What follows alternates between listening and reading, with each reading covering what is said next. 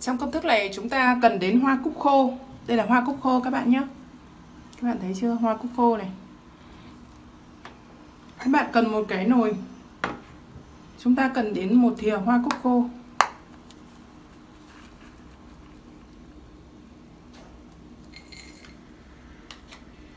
Cần một cốc nước các bạn nhé. Rồi chúng ta để trên bếp và nấu. Chúng ta nấu sôi kỹ trên bếp 5 phút các bạn nhé.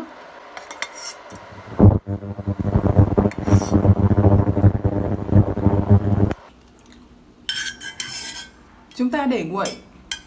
Các bạn thấy chưa? Hoa cúc nó nở ra này. Đó. Chúng ta chiết xuất lấy cái nước của nó.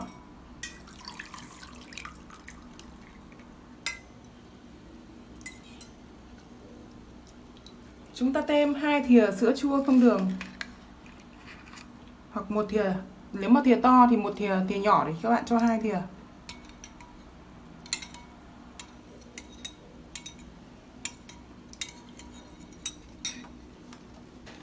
Đây là bột gạo. Đây là gạo nếp đã được xay thành bột như thế này.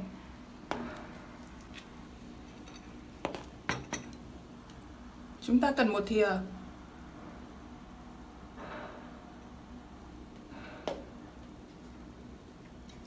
Các bạn đảo đều.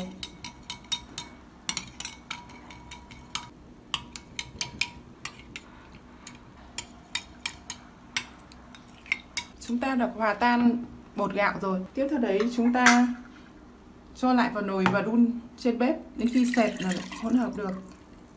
Chúng ta đặt trên bếp nhỏ lửa và đảo liên tục.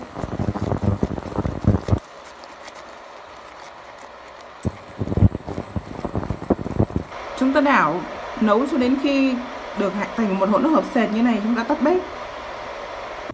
Đó, chúng ta được hỗn hợp này. Chúng ta sẽ cho nước hoa cúc này ra bát nhé.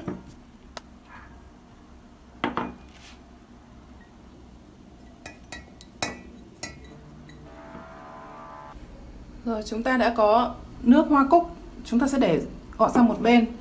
Và bây giờ chúng ta sẽ làm tiếp. Đây là hạt lanh đã được xay sẵn, các bạn có thể dùng hạt lanh chưa xay cũng được nhé các bạn nhé. Chúng ta cần một thìa hạt lanh. Chúng ta thêm một cốc nước. Sau đó chúng ta để lên bếp nấu. Chúng ta đun sôi kỹ trên bếp 5 phút. Sau đó tắt bếp và chờ nguội để lọc. Chúng ta đã có hạt lanh đun sôi kỹ. Bây giờ các bạn sẽ lọc. Chúng ta sẽ lọc. Các bạn dùng miếng vải để lọc để được kỹ hơn nhé các bạn nhé.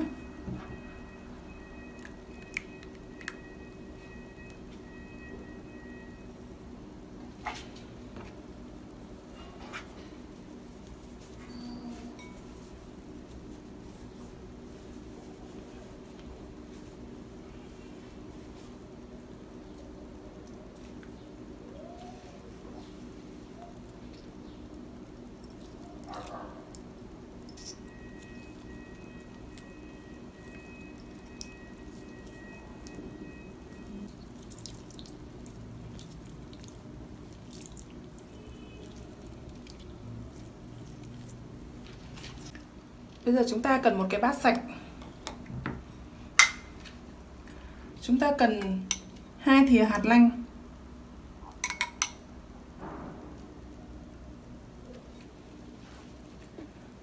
Chúng ta cần đến hoa cúc 2 thìa.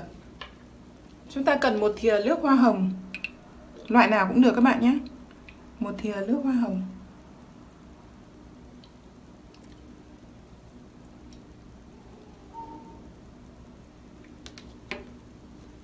Dầu dừa nguyên chất chúng ta cần một thìa.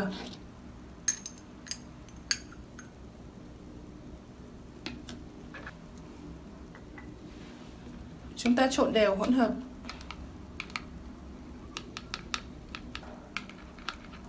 Rồi, chúng ta đã có kem mạnh hơn Botox gấp 1000 lần. Đó, các bạn thấy chưa? Chúng ta sẽ dùng chúng ta hãy dùng lọ thủy tinh có nắp. để đựng hỗn hợp.